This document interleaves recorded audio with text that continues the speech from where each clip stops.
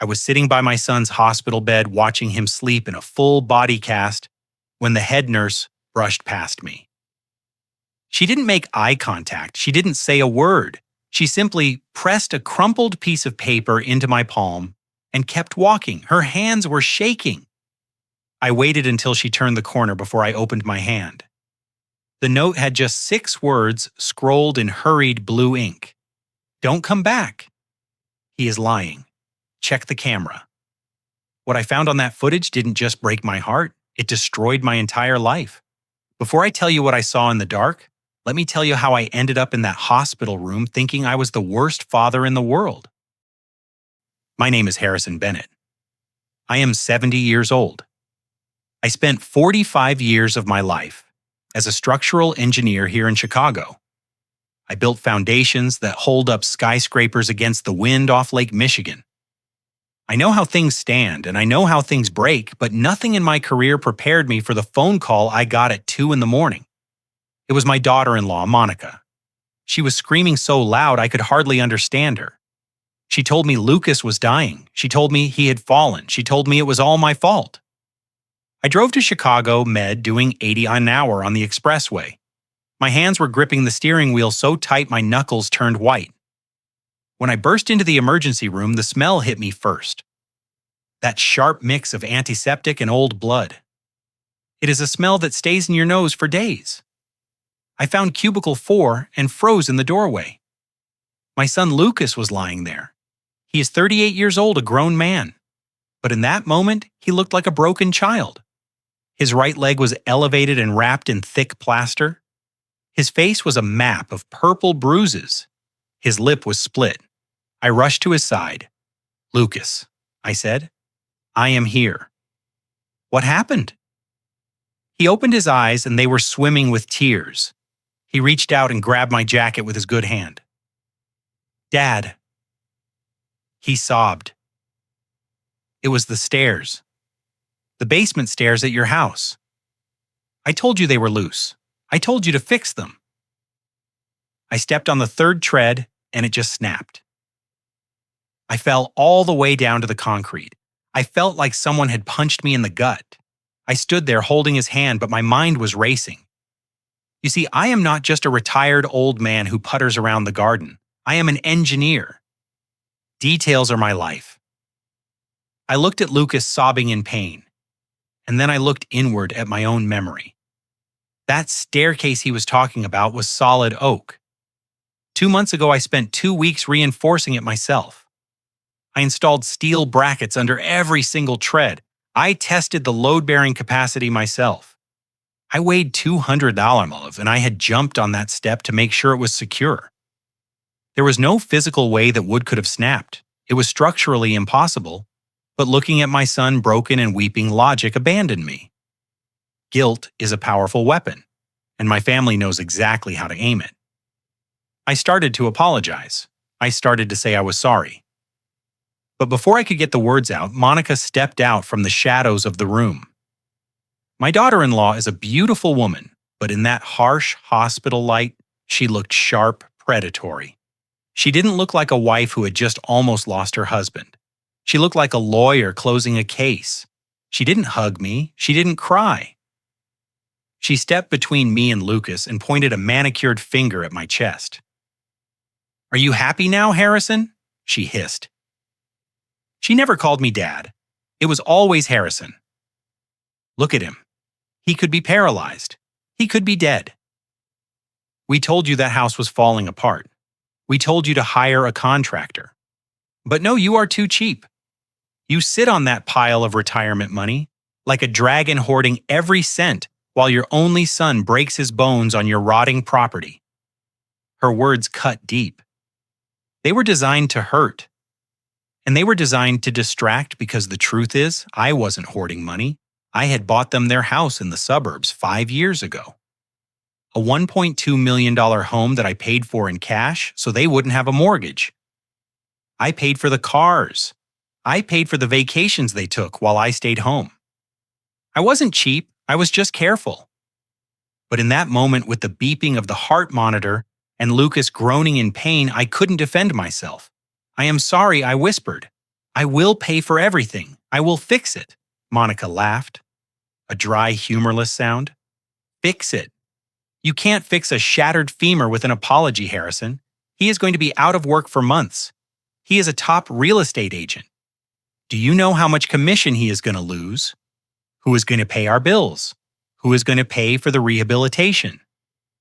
You need to make this right. And not with pocket change. We are talking about serious compensation. She wasn't talking about healing.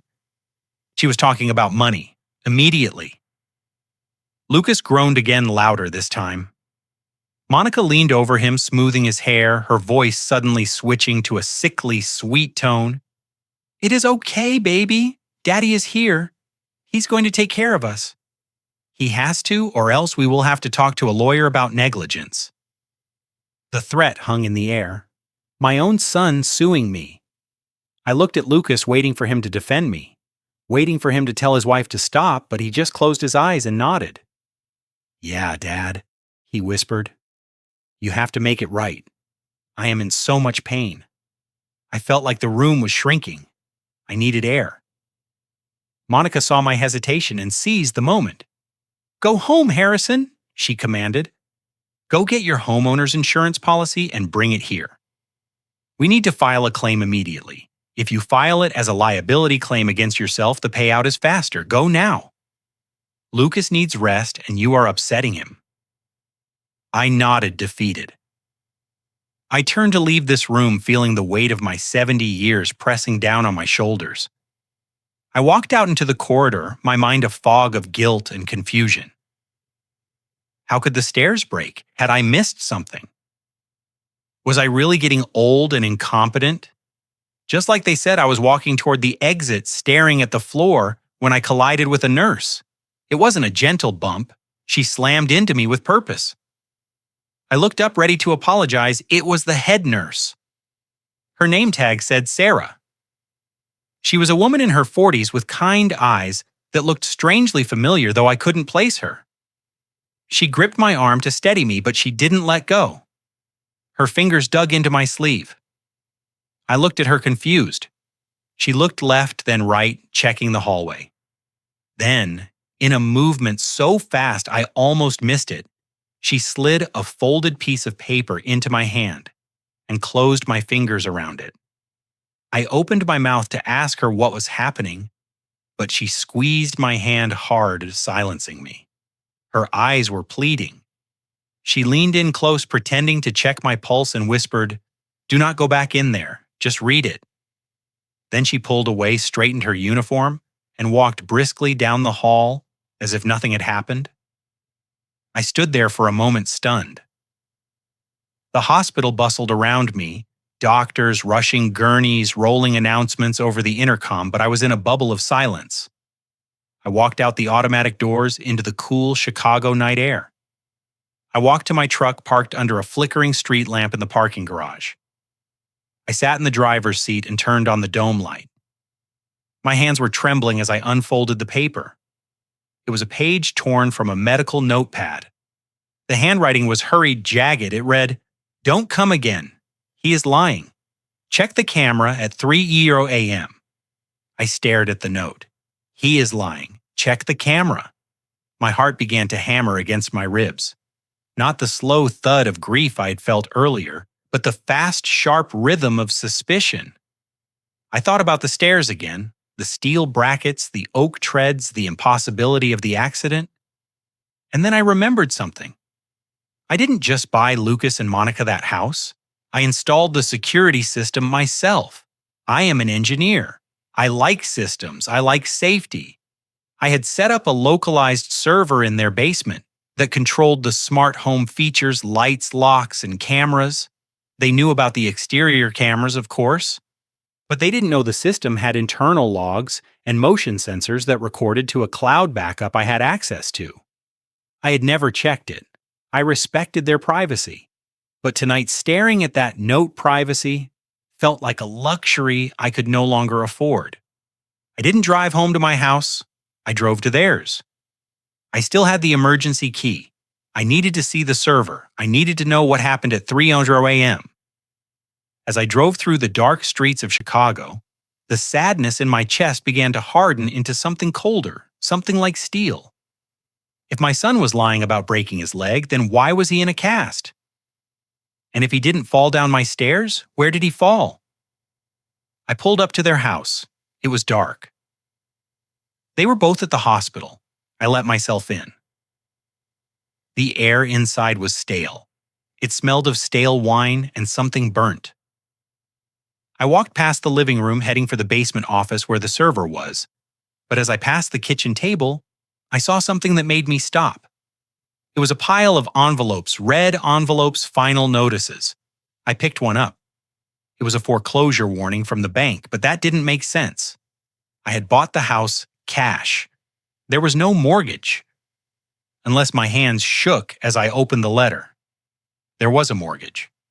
A second mortgage taken out 3 years ago. And it wasn't just a small loan.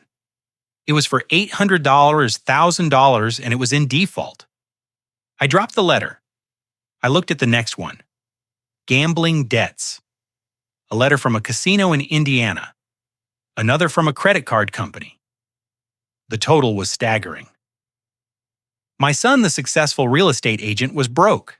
He was drowning. And suddenly, Monica's demand for immediate insurance money didn't sound like concern for medical bills. It sounded like desperation. I ran down to the basement. I woke up the computer monitor.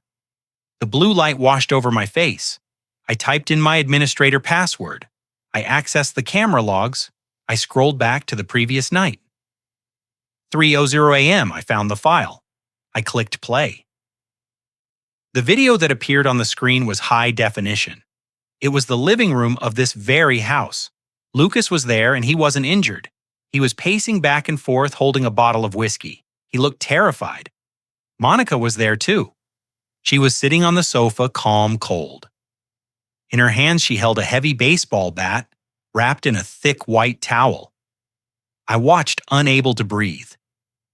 As Monica stood up, she said something to him. I turned up the volume. Her voice came through the speakers, tiny but clear.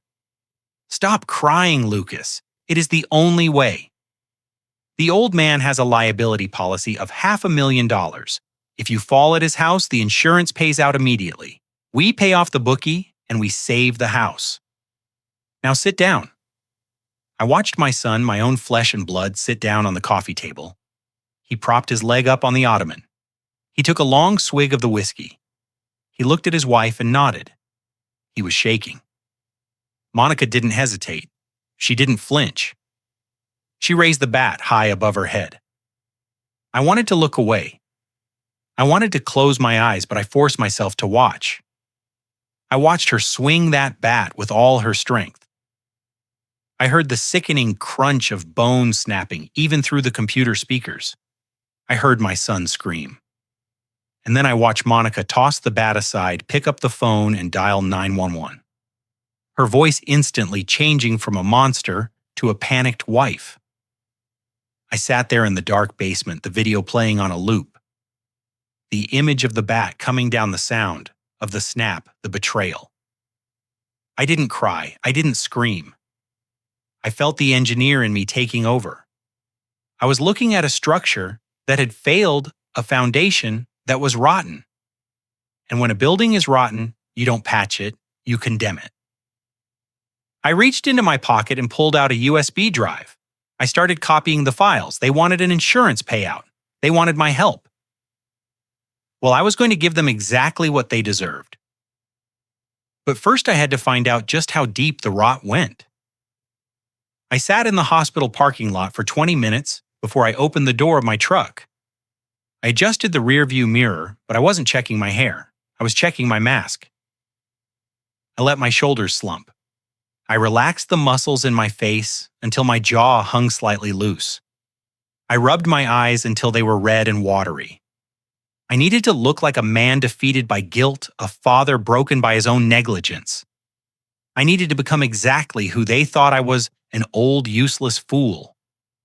I walked into the hospital entrance moving slower than usual, dragging my feet just enough to make a scuffing sound on the linoleum. The morning light filtering through the glass atrium felt harsh, exposing. I took the elevator up to the fourth floor, my heart beating a slow, heavy rhythm against my ribs. The anger I felt the night before hadn't disappeared. It had just changed state. It had frozen into a cold, hard block of ice in the center of my chest. When I pushed open the door to room 402, the scene was perfectly staged. Lucas was propped up in bed, looking pale and tragic. The breakfast tray in front of him remained untouched. Monica was sitting in the armchair by the window, scrolling on her phone. But the moment she saw me, she dropped it into her lap and sat up straight. Her eyes narrowed, scanning my face, looking for weakness. I gave it to her. I didn't say hello. I just walked to the foot of the bed and gripped the plastic railing, letting my hands tremble visibly. I looked at Lucas's cast, then at his face. I made my voice crack when I spoke. I didn't sleep at all last night, I said, keeping my eyes down. I just kept thinking about what you said, Monica. About how I hoard money, about how I let this happen. Monica stood up and walked over to me. She didn't offer comfort. She circled me like a shark, smelling blood in the water. Her heels clicked sharply on the floor. Will Harrison thinking doesn't pay the bills? She said, her voice tight. The doctor was just in here. He said Lucas might need a second surgery, a complex reconstruction. Do you have any idea what that costs? Do you have any idea what out-of-network anesthesia runs these days? I knew exactly what it cost. I also knew that Lucas had top-tier health insurance because I paid the premiums myself every month, but I didn't mention that. I just nodded, swallowing hard. I know, I whispered, I know. That is why I made a decision. I drove out to the lake house this morning. I called a realtor. I am going to list it. I am going to sell the cabin on Lake Michigan. It is mortgage-free. It should bring in at least $400,000.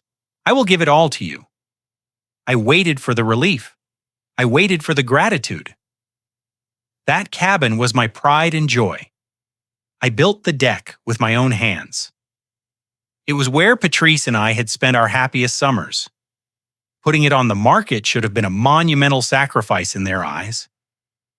But when I looked up, I didn't see relief. I saw annoyance. Monica exchanged a quick, dark glance with Lucas. She crossed her arms.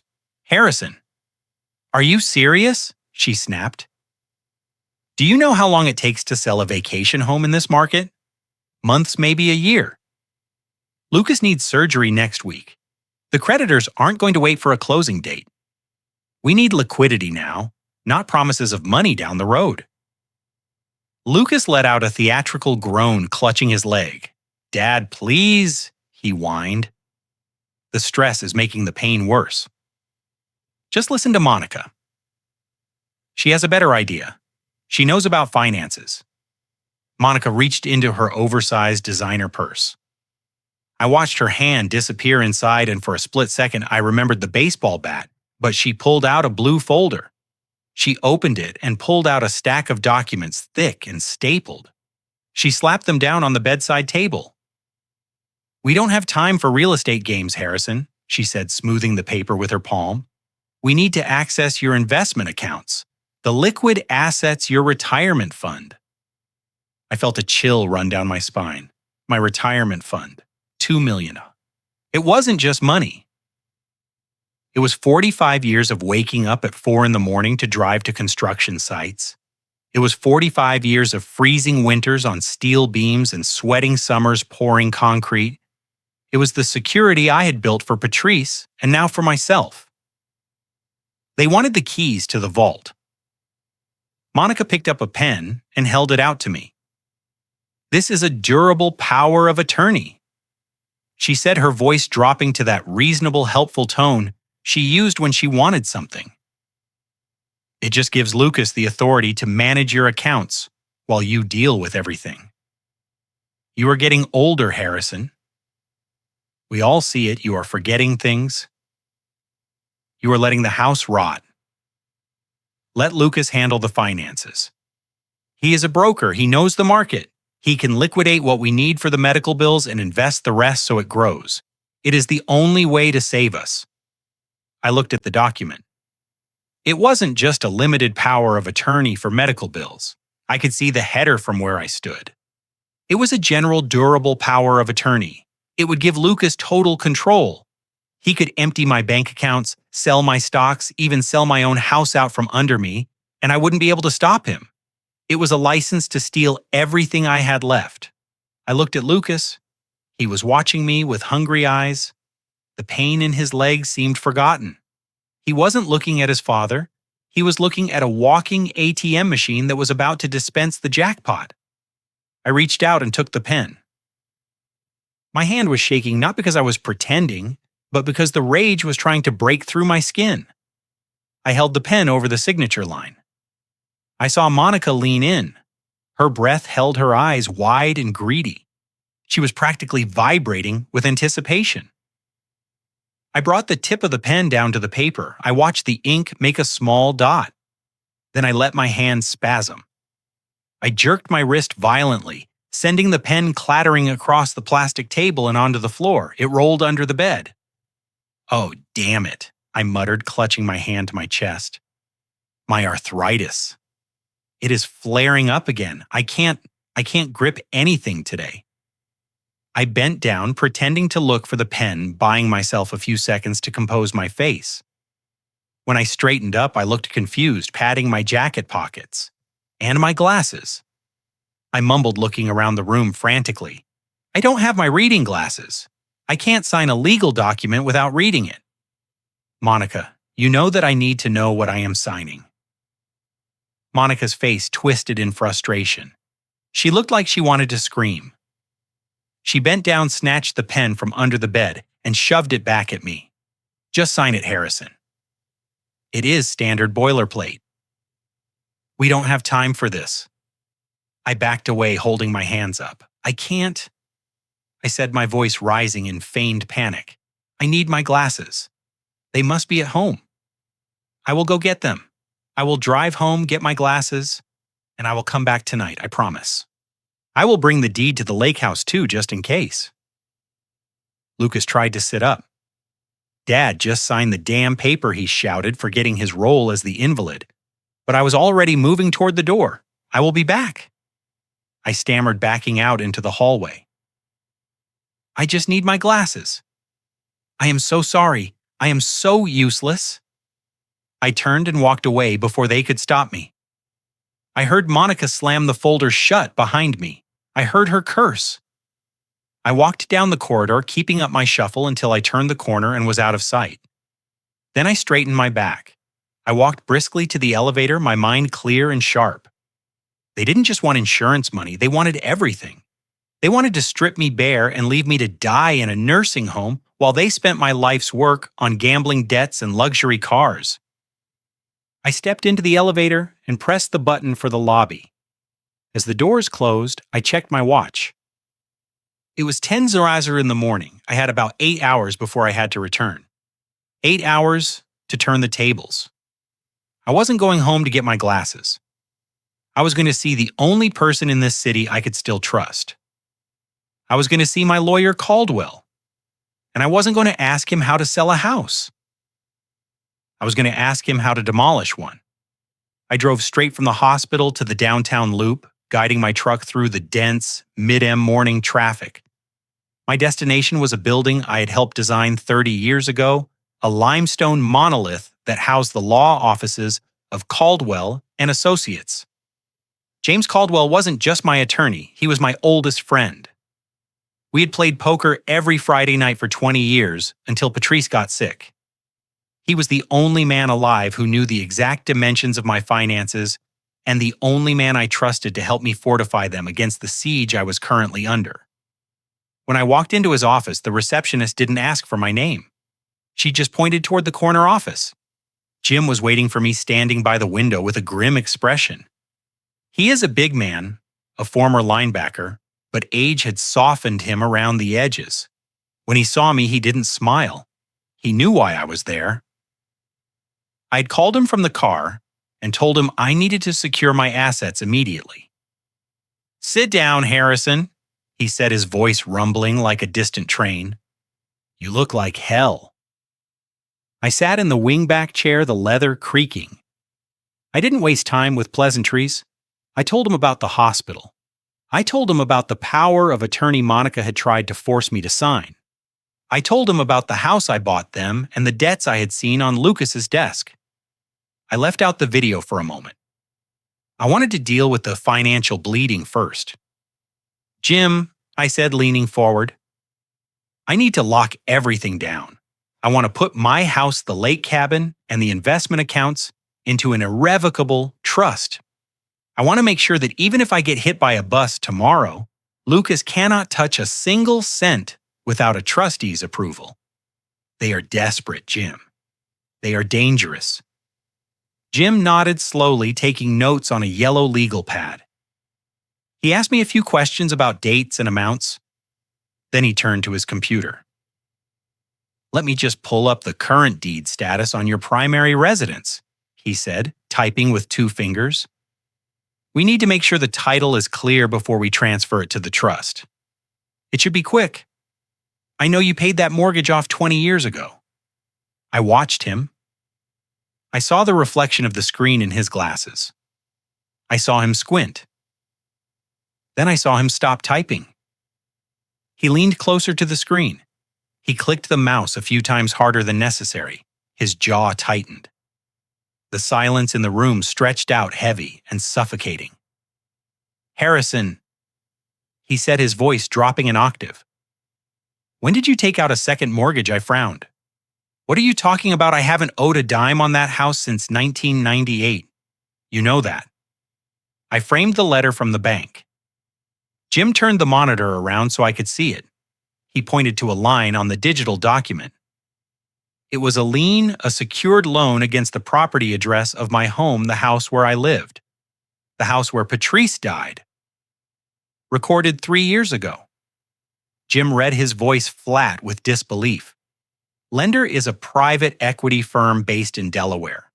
The principal amount is $800,000. Harrison, look at the status. I looked. The text was read. Default. Pre-foreclosure proceedings initiated. My vision started to tunnel. I couldn't breathe.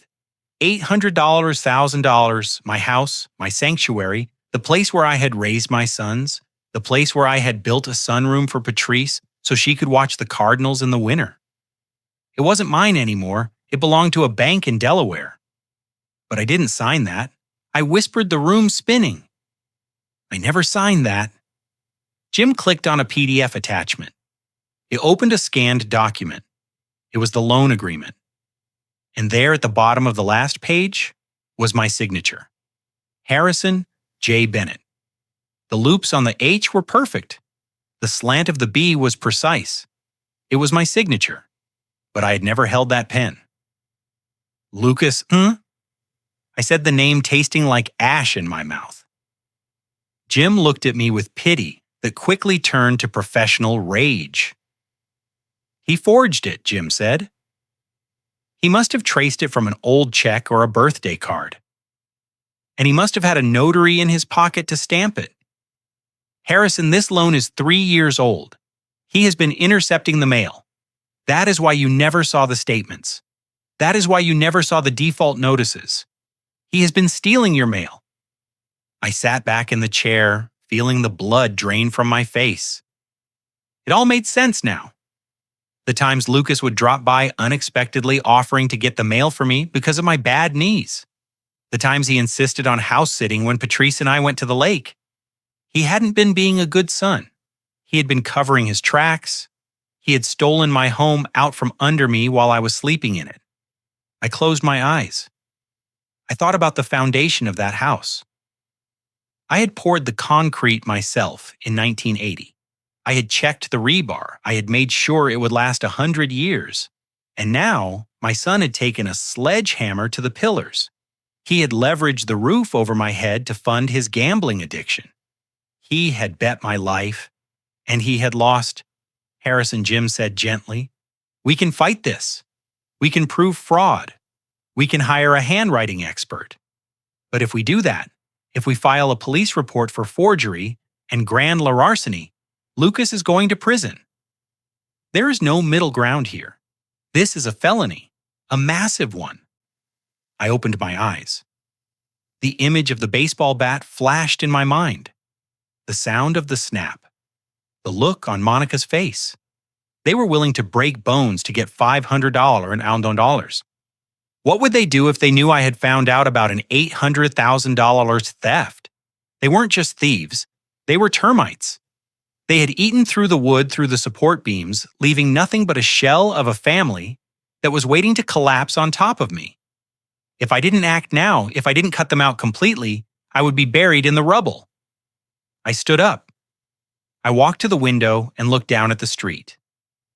I saw people walking, living their lives, trusting their families. I felt a profound sense of isolation. I was an engineer who had just discovered that the bridge he built was made of paper. Do it, I said, to the glass. Jim hesitated. Do what, Harrison? The trust. No. I turned around. The grief was gone. The shock was gone. All that was left was cold, hard calculation. Structural integrity had been compromised. Demolition was the only option. Drop the papers, Jim. Not for a trust. I want you to prepare a full criminal complaint. I want the handwriting expert. I want the affidavit, and I want you to contact the bank holding the note. Tell them the signature is fraudulent. Tell them I am pressing charges. But Harrison Jim said, standing up, that is your son. Once we start this train, we can't stop it. He will go to jail for a long time. I looked at my old friend. I thought about Patrice. I thought about how she would feel knowing her son had sold our memories for poker chips. And then I thought about the poison in the soup that Monica was planning. I don't have a son, I said, my voice steady and flat. I have a tenant who has violated his lease, and I have a criminal who has broken into my life. I want him gone, Jim. I don't want to just kick them out. I want to bury them under the weight of their own lies. And there is something else, I added, reaching into my pocket and pulling out the USB drive with the camera footage. I need you to look at this because the mortgage fraud is just the tip of the iceberg. You are going to need a bigger file, Jim. We're going to need the district attorney for this one. Jim took the drive, looking at me with a mixture of fear and respect. He nodded slowly. Okay, Harrison, let's get to work. I sat back down. We spent the next 3 hours mapping out the destruction of Lucas Bennett. I didn't feel sad anymore. I felt efficient. I was fixing a problem. It was a structural repair. And like any major renovation, it was going to be messy. It was going to be loud. And when the dust settled, the landscape would be changed forever. But at least the foundation would be clean. I sat in the back booth of a 24-hour diner 2 blocks from the hospital, nursing a cup of black coffee that had gone cold 10 minutes ago. The fluorescent lights hummed overhead, a sound that usually annoyed me. But tonight it was the only thing keeping me tethered to reality. I checked my watch. It was 7:15 in the evening. The shift change at the hospital had just happened. I was waiting for Sarah. When she walked in, she didn't look like the confident head nurse who ran the floor with an iron fist. She looked like a woman looking over her shoulder. She wore a heavy coat over her scrubs and a wool hat pulled low. She scanned the room, spotted me, and walked quickly to my booth. She slid into the seat opposite me, keeping her hands wrapped around her purse. I didn't waste time with pleasantries. I pushed a fresh cup of coffee toward her. She took it with a nod, her eyes darting to the window as if she expected the police, or worse, my daughter-in-law, to burst through the glass. Why, I asked simply, "Why did you help me? You could have lost your job. You could have lost your license for interfering. Why take the risk for an old man you don't even know?" Sarah took a sip of the coffee and then looked me dead in the eye. A small, sad smile touched her lips. "But I do know you, Mr. Bennett. You just don't know me. You knew my father, Michael Jenkins. He was a foreman on the Millennium Spire project 20 years ago. The name hit me like a physical blow. Mike Jenkins, I remembered him. He was a good man, a hard worker with a laugh that could fill a construction site. I remembered the day the scaffolding collapsed. I remembered the sound of the steel giving way and the silence that followed. Mike had survived, but his back was shattered. The construction company, the one I was contracting for, tried to bury him. They claimed it was operator error. They denied his workers' compensation. They tried to starve him out so he would settle for pennies. I remember I said, my voice soft, "He was a good man. I am sorry for what happened to him." Sarah nodded, tears welling in her eyes. We were going to lose our house. My mom was working 3 jobs and Dad needed surgery that the insurance wouldn't cover because the company was fighting the claim. We were packing boxes. We were ready to move into a shelter. And then an envelope showed up in our mailbox. There was no return address, just a cashier's check for $45,000. I looked down at my hands, the calluses worn smooth by age. I remembered that check. I remembered walking into the dealership and selling my 1967 Mustang, the car I had restored piece by piece since I was 25. It was my pride and joy. But when I looked at Mike Jenkins in that wheelchair, a car seemed like a stupid thing to hold on to. It was enough for the surgery, Sarah whispered. It saved his life. It saved our home. My dad suspected it was you. He said you were the only engineer who ever came to visit him in the hospital, the only one who looked him in the eye. He told me that Harrison Bennett was the kind of man who built things to last, including people.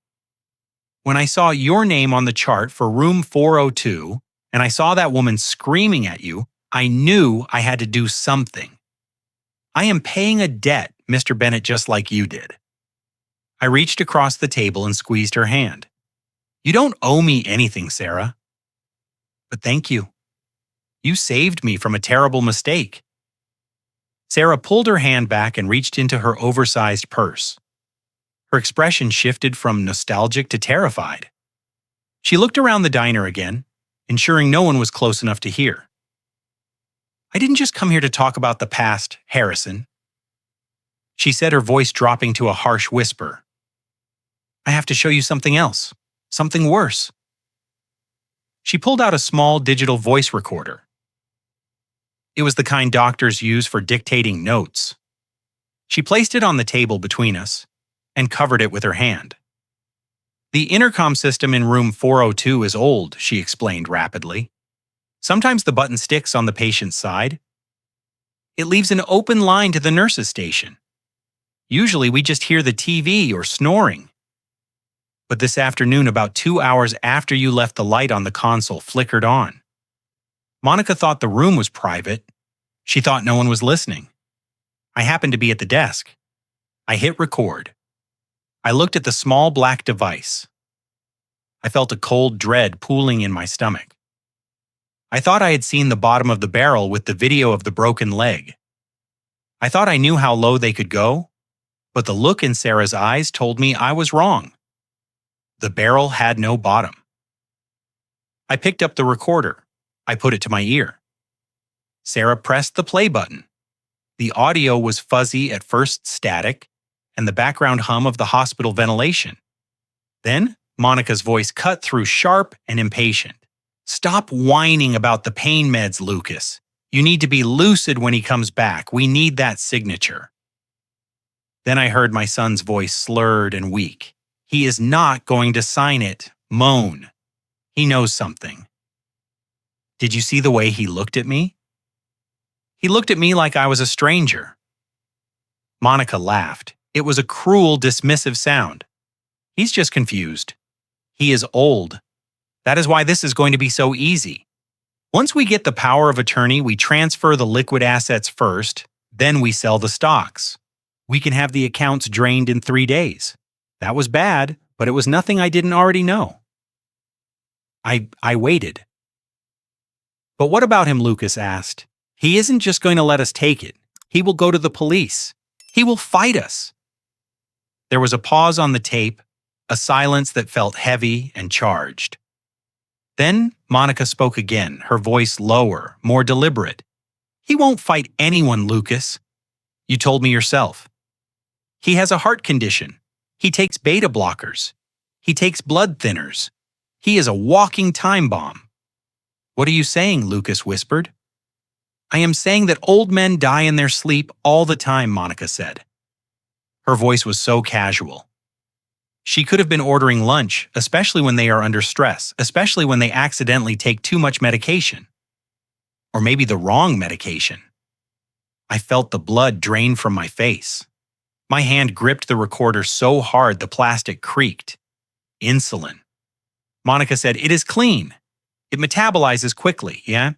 If an old man with a weak heart has a sudden hypoglycemic event in his sleep, the coroner calls it natural causes, no autopsy, just a grieving son and a funeral. And then we are the sole beneficiaries of the life insurance policy, $2 million plus the house plus the accounts. We will be Kings Lucas, we just need to get through this week. The recording ended with a click.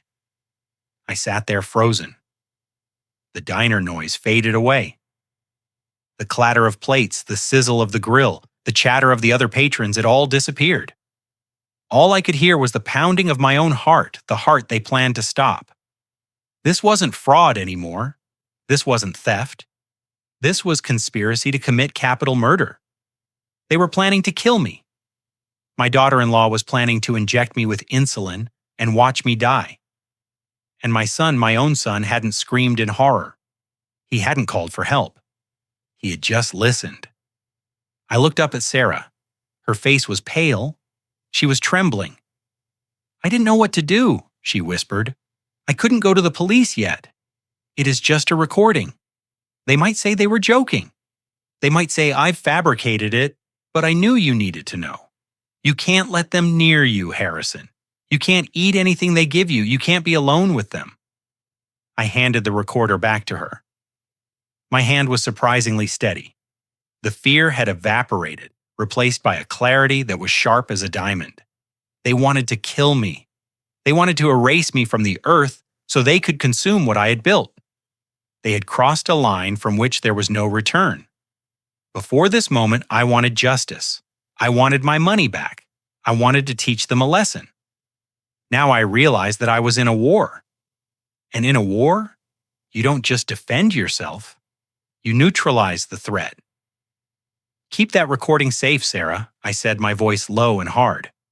Do not delete it. Do not show it to anyone else yet. What are you going to do? She asked, her eyes wide with fear. I stood up. I buttoned my coat. I felt the weight of 70 years, but it wasn't a burden anymore. It was armor. I am going to give them what they want. I said they want the power of attorney. They want access to my life. I am going to invite them in. But they don't know that I am not the prey anymore. I am the trap. I took out my wallet and placed a $100 bill on the table for the coffee. Go home, Sarah. Be safe. I will contact you when it is over. I walked out of the diner into the night. The air was cold, biting. I took a deep breath. I had work to do. I had to call the chief of police. I had to call Jim Caldwell, and I had to prepare a dinner. Monica wanted to serve me soup. Well, I was going to serve her a meal she would never forget. The structural integrity of their plot was about to be tested, and I was going to be the one swinging the wrecking ball. I walked into my house and locked the deadbolt behind me. I didn't just turn the latch. I engaged the heavy steel security bolt I had installed myself 10 years ago. It slid into place with a solid thud that echoed in the empty hallway. For the first time in 40 years, this house didn't feel like a home. It felt like a bunker. I wasn't a father coming home from work anymore. I was a soldier preparing a kill zone.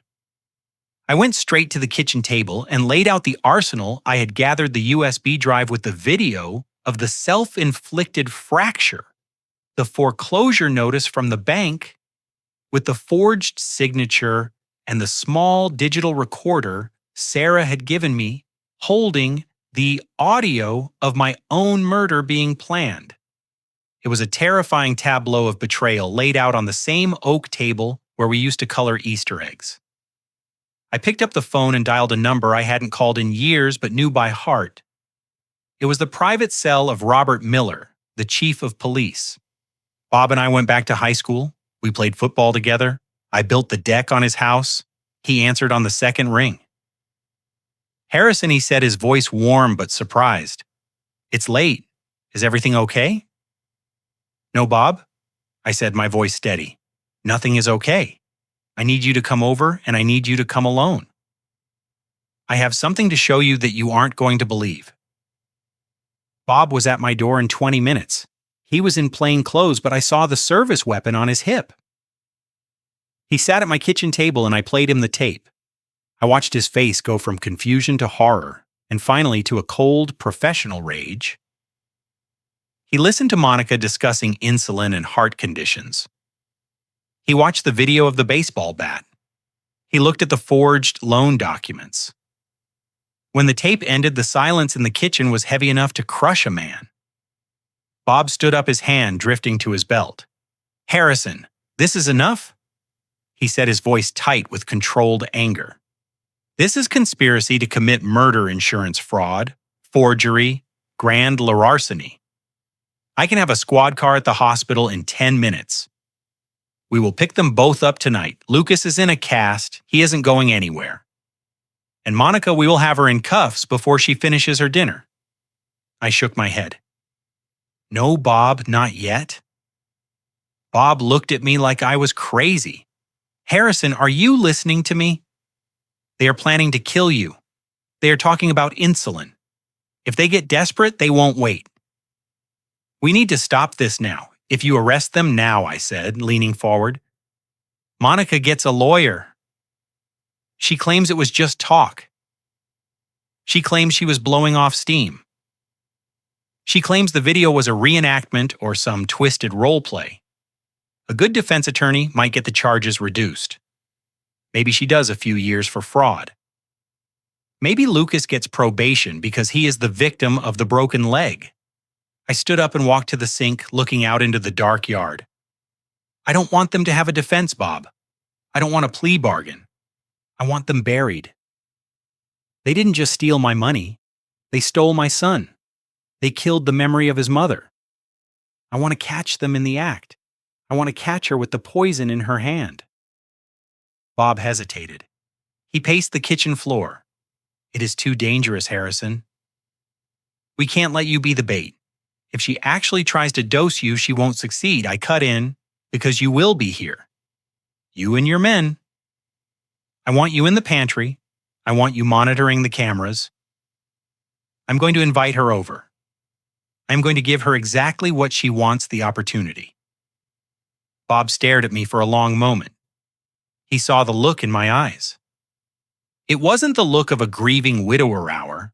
It was the look of an engineer who had calculated the load-bearing capacity of a bridge and knew exactly when to detonate the charges.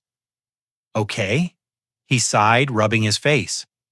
We will do it your way, but I am putting a wire on you and I am having a tactical team in the garage. If she so much as reaches for her purse wrong, we are taking the door down. I nodded. Good. Now I have a phone call to make. I picked up my cell and dialed Monica. My hand didn't shake. My heart didn't race. I felt completely numb. She answered on the first ring, her voice tight with anticipation. Harrison, she said. Where are you? You said you would be back by 6. I pitched my voice to sound tired, frail. I am sorry, Monica, I rasped. I drove all the way home and I just hit a wall. I am exhausted. My heart is fluttering a bit. I don't think I can make the drive back to the hospital tonight. There was a pause. I could hear the calculation in her silence, then suspicion. But the papers, Harrison, we need those papers signed. Did you find your glasses? Yes, I said. I found them and I signed the document. It is all done. It is sitting right here on the kitchen table. I heard her intake of breath. The greed was palpable, crackling over the phone line. That is great news, Harrison, she said, her voice smoothing out into fake concern. That is really great, but we need that document tonight. The surgeons need to schedule the procedure for the morning. Well, I said, forcing a cough, why don't you come here? You can pick it up. And honestly, Monica, I could use the company. I made a big pot of that chicken soup Lucas likes. The one with the rosemary. Come have dinner with me. We can talk about the house sale. I want to make sure you two are taken care of. I was handing her the weapon. I was giving her the stage. Chicken soup liquid. Easy to mix something into. She didn't hesitate. I will be there in an hour, she said. I just need to make sure Lucas is settled for the night. You rest, Harrison. Don't exert yourself. We will take care of everything. I hung up the phone. I looked at Bob. She is coming. Bob nodded grimly and stepped out to call his team. I was alone in the kitchen. I walked over to the mantel above the fireplace. There was a framed photo of Patrice there, taken on our 40th anniversary. She was smiling that radiant, honest smile that used to light up my world. I picked up the frame. My thumb traced the glass over her face. I felt a single tear roll down my cheek, hot and stinging. I am sorry, my love, I whispered to the photo. I promised to take care of him. I promised to protect our boy. But the boy we raised is gone. What is left? It is just a shell, a vessel for something ugly. I thought about Lucas. I thought about the little boy who used to cry when he scraped his knee, who used to bring me drawings of skyscrapers he wanted to build. And then I thought about the man who sat on a sofa and let his wife break his leg for a payout. I thought about the man who listened to a plan to stop his father's heart and didn't say a word. This isn't our son anymore, Patrice. I said, my voice hardening. This is a monster and I have to stop him. I kissed the glass and set the photo down. I turned back to the kitchen. I had to get the soup ready. I had to set the table. I had to make sure everything was perfect for my daughter-in-law. 40 minutes later, my phone buzzed with a text from Sarah. She was still monitoring the room audio at the hospital. It was a transcript of what Monica had said to Lucas right after hanging up with me. The message read, she just told him. She said, the old fool is serving it up on a silver platter. He is making soup. It is perfect. Tonight is the night, baby. Get the champagne ready. By tomorrow morning, we will be rich. I stared at the screen. Get the champagne ready. They were celebrating my death before it even happened. I put the phone in my pocket. I heard the sound of a car pulling into the driveway. I checked the monitor on the counter. It was Monica. She was checking her makeup in the rearview mirror. She looked excited. She looked like someone going to a party. I walked to the front door. I unlocked the deadbolt, but only the deadbolt. The trap was set. The bait was laid. I opened the door and put on the mask of the loving, tired father one last time. Welcome home, Monica, I whispered. The rain was hammering against the aluminum siding of my house, a relentless drumming rhythm that sounded like 1,000 fingers tapping for entry. I stood by the kitchen island watching the steam rise from the large ceramic tin of chicken soup. It was a recipe Patrice had perfected over 30 years, rich with rosemary, and time a comfort food meant to heal. Tonight, however, it was just a prop. A stage dressing for the final act of a tragedy I never wanted to write. I checked the hidden camera I had installed in the crown molding above the cabinets. A tiny red light blinked once invisible to the naked eye unless you knew exactly where to look. I adjusted the collar of my flannel shirt, feeling the cold plastic of the wire taped to my chest. It was uncomfortable itching against my skin, a constant reminder that the man standing in this kitchen wasn't Harrison Bennett the father, but Harrison Bennett the informant. Headlights swept across the front window, cutting through the darkness and the downpour. Tires crunched on the wet gravel of the driveway. I didn't move toward the door. I stayed right where I was, my hand resting on the ladle. I heard the car door slam, followed by the rapid click of heels on the pavement. The front door handle turned. I had left it unlocked, just the deadbolt thrown back in invitations to the executioner. Monica burst into the hallway, bringing the storm in with her. A gust of wind rattled the family photos on the wall before she slammed the door shut. She stood there for a moment, dripping wet. She was wearing a beige trench coat that probably cost more than my first car, but now it was dark, with rain clinging to her frame. Her hair, usually sprayed into a helmet of perfection, was plastered to her forehead. Her mascara was slightly smudged. She didn't look like the poised socialite she pretended to be. She looked desperate. She looked dangerous. She didn't say hello. She didn't ask how I was feeling, even though I had told her on the phone that my heart was fluttering. She didn't even take off her coat. She marched into the kitchen, her eyes scanning the room, ignoring the warmth, ignoring the food. She looked at me with a mixture of contempt and impatience that made my stomach turn. "Where is it?" she demanded, her voice sharp enough to cut glass. "Where is the paper?" I moved slowly, deliberately keeping my movements heavy and tired. I gestured to the dining table, which I had set for two. There were placemat silverware and two empty bowls. In the center of the table, sitting innocuously next to the salt and pepper shakers, was a manila folder. "It is right there, Monica," I said, my voice rasping slightly. "Just like I promised. But please sit down. You are soaking wet. Let me get you a towel. Let's have some soup. It is a nasty night out there." She looked at the folder, her eyes hungry. She took a step toward it, her hand reaching out, but then she stopped. She looked at me. I was holding the ladle, smiling weakly. I looked harmless. I looked like a lonely old man desperate for company. She must have calculated that humor me for 20 minutes was a small price to pay for $2 million. "Fine," she snapped, shrugging off her wet coat and throwing it over one of the kitchen chairs. It landed with a heavy, wet thud. "But make it quick, Harrison. I have to get back to Lucas. He is in agony waiting for this to be resolved." She sat down at the table, but she didn't pull her chair in. She sat on the edge of the seat, poised to bolt. She placed her oversized leather handbag on the table right next to her bowl. I watched that bag. I knew what was inside. I knew the weapon she had brought to a dinner party. I walked over with the tin and filled her bowl. The aroma of roasted chicken filled the room, clashing with the smell of her expensive, damp perfume. Then I filled my own bowl. I sat down opposite her. I didn't start eating. I picked up my mug of tea, wrapping my hands around it for warmth I didn't feel. Monica picked up her spoon, stirred the soup once, and dropped it back into the bowl with a clatter. She wasn't eating either. Her eyes were fixed on me, tracking my movements.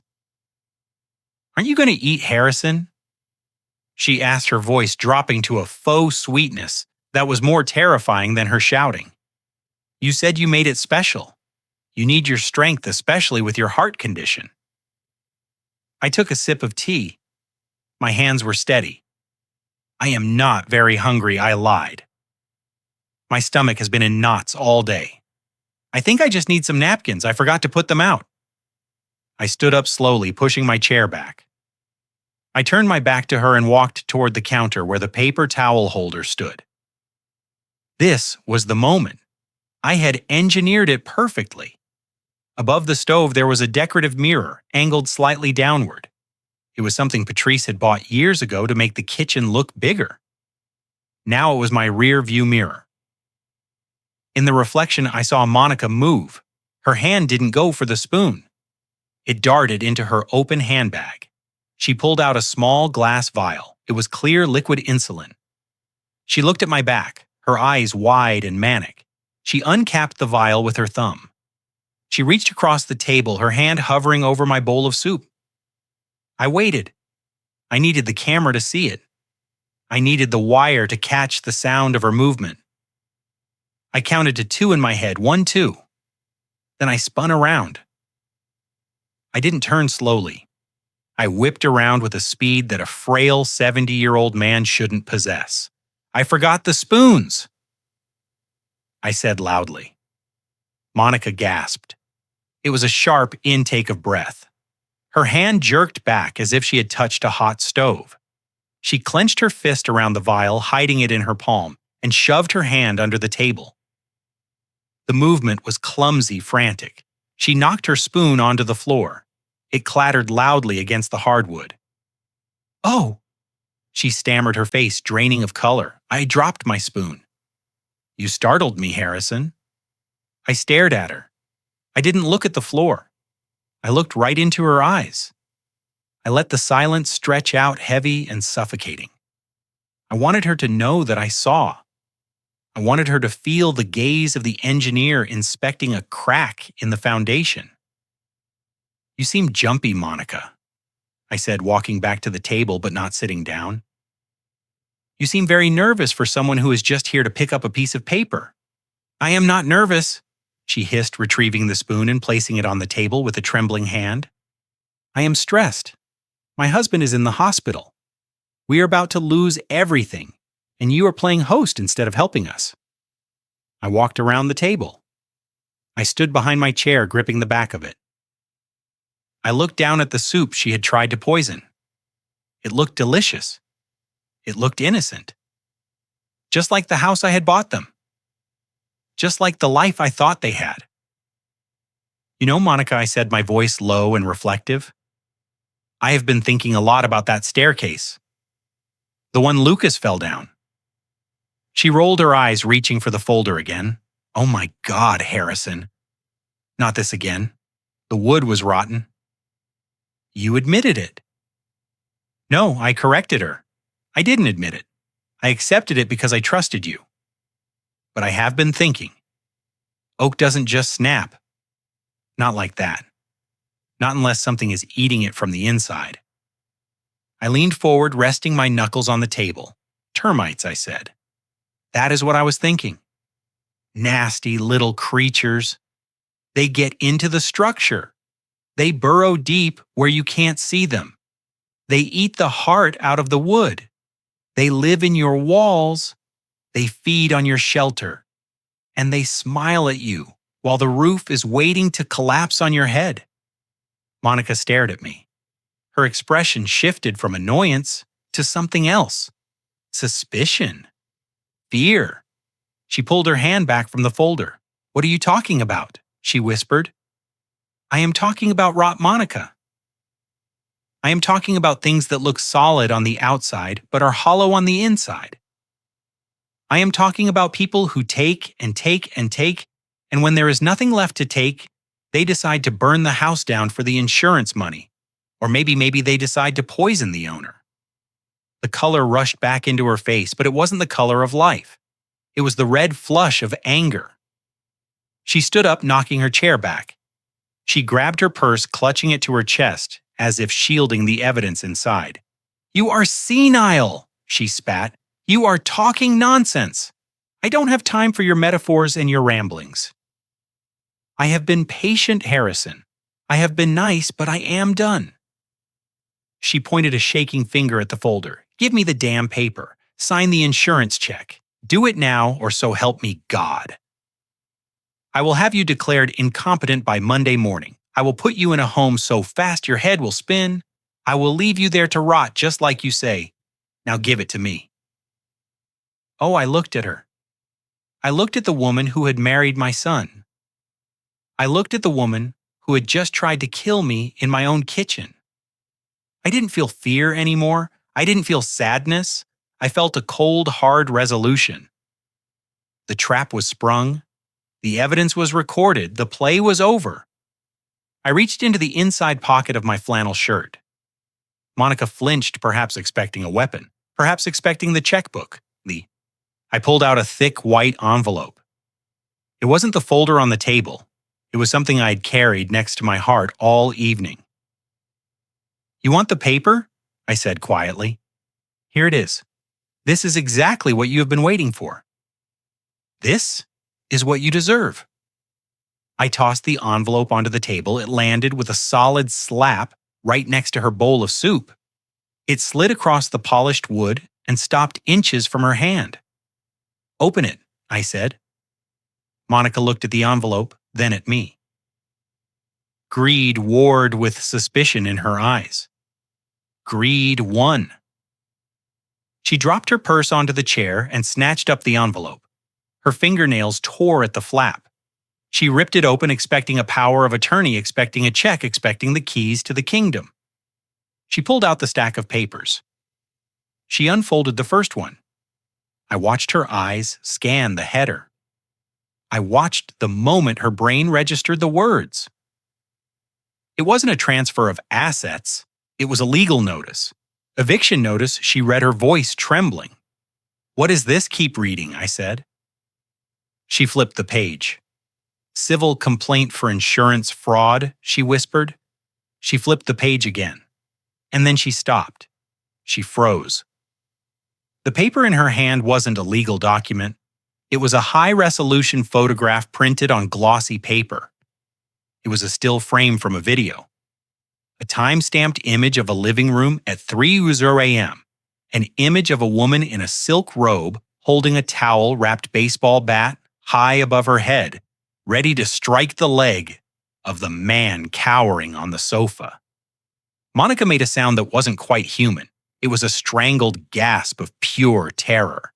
She dropped the papers as if they were covered in acid. They scattered across the table, the photo landing, face up, accusing her, damning her. She looked up at me. Her eyes were wide, wild, feral. The mask was completely gone. There was no daughter-in-law left. There was only a cornered animal. "You," she breathed. "You knew. You watched." I stood tall. I didn't look like a frail old man anymore. I looked like the man who built skyscrapers. I saw everything, Monica. I saw the bat. I heard the snap. And tonight I saw the vial in your hand. I heard you talking to Lucas about my heart. I heard you planning my funeral. She stared at me, her chest heaving. She looked at the door. It was blocked by my body. She looked at the kitchen knives and the wooden block on the counter. It was 50 away. "You old bastard." She screamed, her voice cracking into a shriek of rage. "You think you are smart? You think you can stop us? You are nothing. You are a dead man walking." She lunged. She didn't go for the door. She went for the knife block, her hand wrapped around the handle of the chef's knife, the one I used to carve the turkey at Thanksgiving. She pulled it out, the steel gleaming in the kitchen light. "I will kill you," she screamed, raising the knife.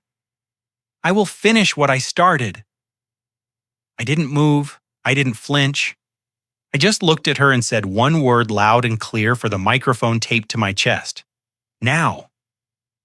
The single syllable of my command hung in the air for a fraction of a second, suspended in the silence of the kitchen like a held breath. Monica's eyes flickered from my face to the hallway, confusion wearing with her murderous intent. She didn't understand who I was talking to. She didn't understand that the word wasn't a plea for mercy, but a firing order.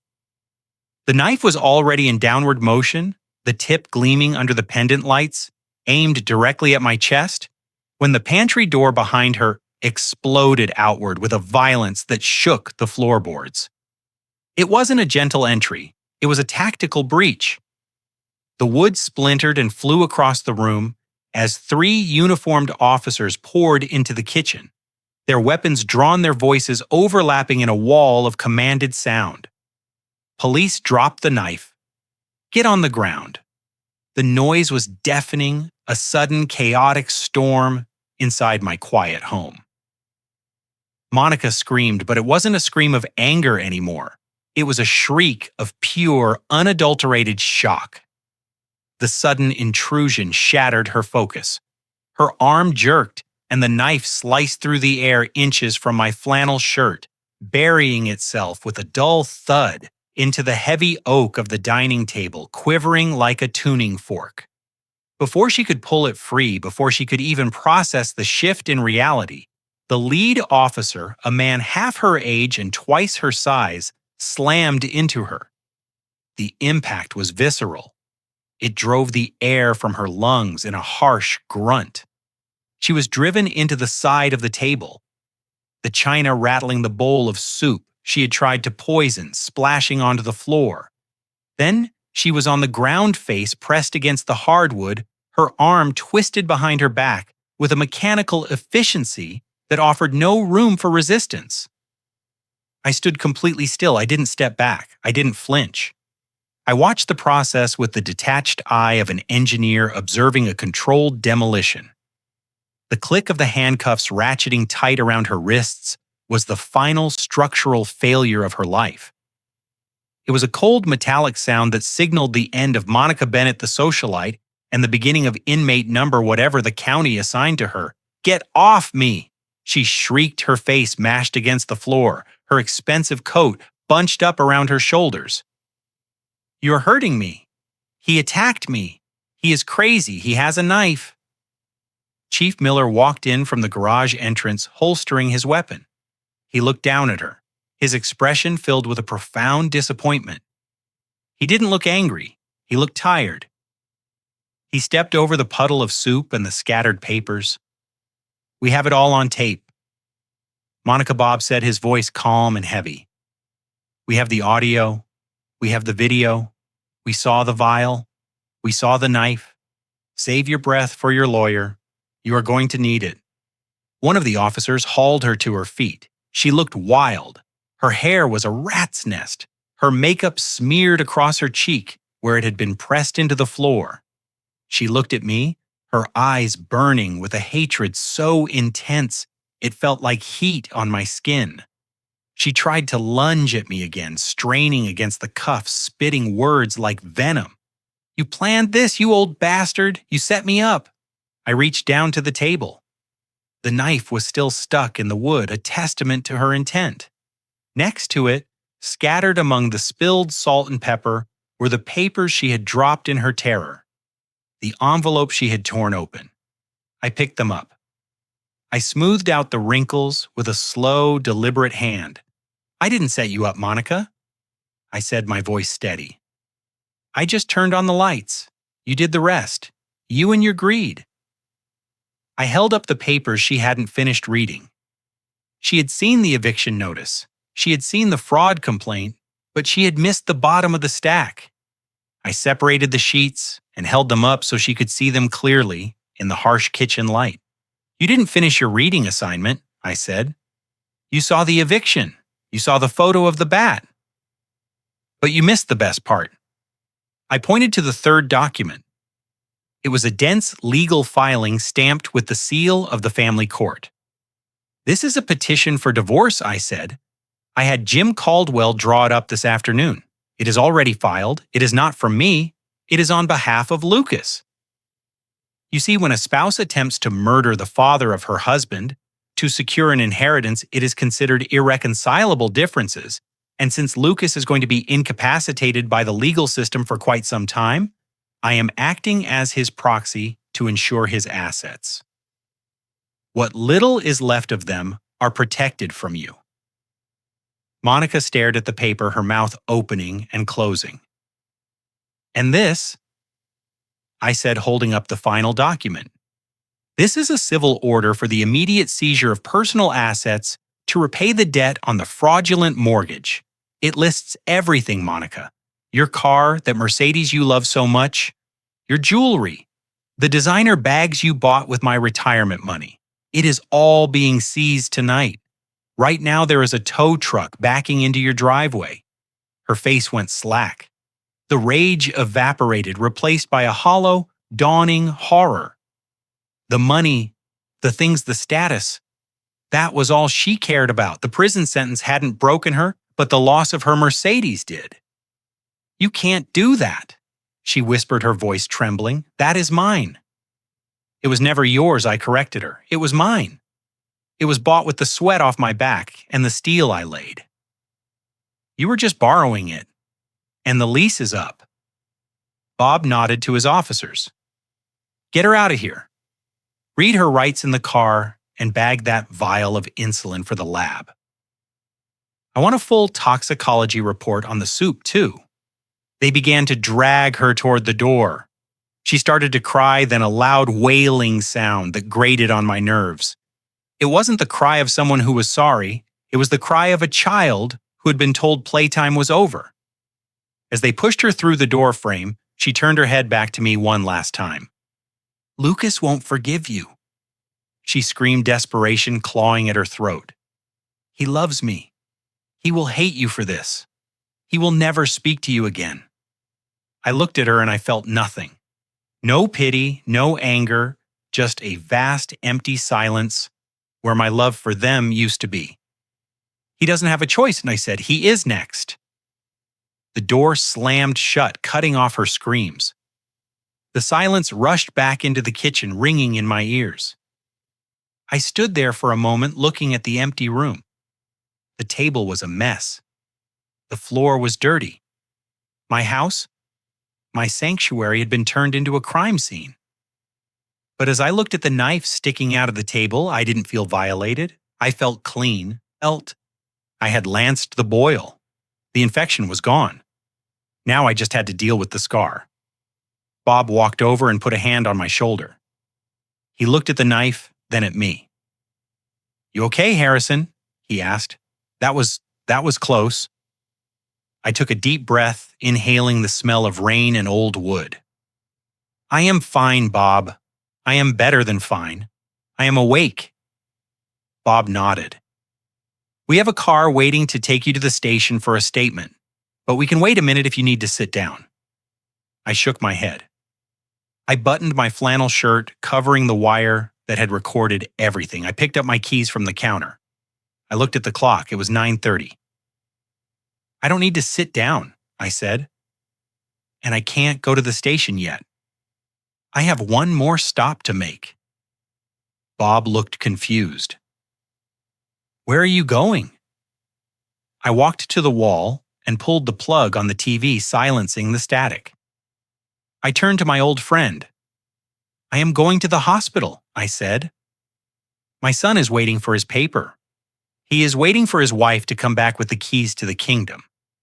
I think I should be the one to deliver the news." Bob hesitated. "Harrison Lucas he is an accomplice, but he is still your son. Are you sure you want to do this tonight? Let us pick him up. You don't have to see him." I looked at the photo of Patrice on the mantle. I thought about the $30,000 my father had given to a stranger. I thought about the honor of a handshake. And then I thought about Lucas, watching his wife swing a baseball bat at his own leg. "He isn't my son," I said, my voice cold as the grave. "He is a failed investment, and I am going to close the account." I walked out of the kitchen past the police tape that was already being strung up across my front door. The rain had stopped leaving the world slick and black. I got into my truck. I didn't look back at the house. I drove toward the city, toward the hospital, toward the final confrontation. The envelope with the eviction notice was sitting on the passenger seat beside me. It was the only inheritance Lucas was going to get, and I was going to make sure he received it by hand. The drive to the hospital was a blur of streetlights and silence. Chief Miller drove his unmarked car, while Jim Caldwell sat in the passenger seat, reviewing the legal files one last time under the glow of the dashboard lights. I sat in the back, staring out at the city I had helped build. I felt a strange sense of detachment. The man who had wept over his wife's photo earlier that evening was gone. The man sitting in the back seat was simply an observer, traveling to the site of a structural failure to sign off on the condemnation order. We parked in the emergency bay, the police lights flashing silently against the brick walls. We took the elevator up to the 4th floor. The hospital was quiet now, the chaotic energy of the day replaced by the rhythmic beeping of monitors and the squeak of nurses' shoes. I led the way. I didn't need a cane. I didn't need support. I walked with the steady, measured pace of a man who knows exactly where he is going. When we reached room 402, I could hear the television playing softly inside.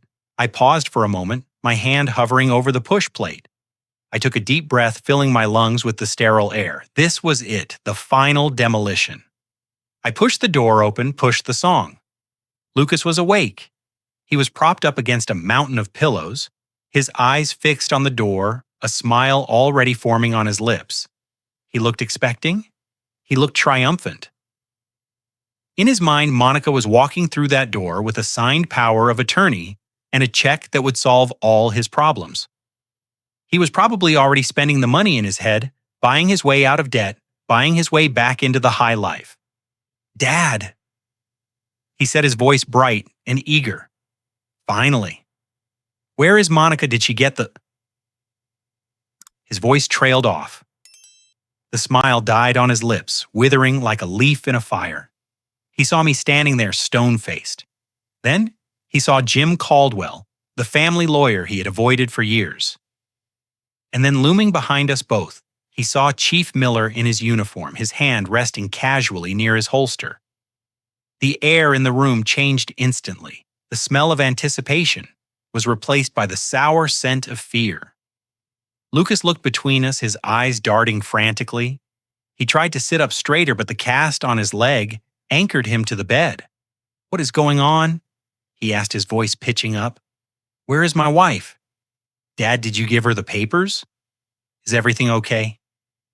I didn't answer him. I didn't even look him in the eye. I walked past the foot of the bed to the wall-mounted television. It was playing a late-night talk show. Canned laughter filling the tense silence. I picked up the remote control from the bedside table. I pressed the channel button, flipping through the stations, until I found the local news. I turned the volume up. Breaking news tonight. Out of the quiet suburb of Oak Park, the anchor woman announced her face grave. Police have arrested a local woman in connection with a plot to murder her father-in-law. The screen cut to live footage from a helicopter circling above my house. The police lights were blinding, washing out the colors of the lawn. Then the camera cut to a ground-level shot. It showed the front door of my home. 2 officers were lighting a woman out in handcuffs. She was fighting them, screaming her hair wild, her expensive coat falling off her shoulders. It was Monica. Lucas stared at the screen. His mouth fell open. His skin turned the color of old ash. He watched as his wife was shoved into the back of a squad car, the door slamming shut on her screams. The chyron at the bottom of the screen read in bold red letters: "Attempted poisoning. Insurance fraud scheme exposed." I turned off the TV.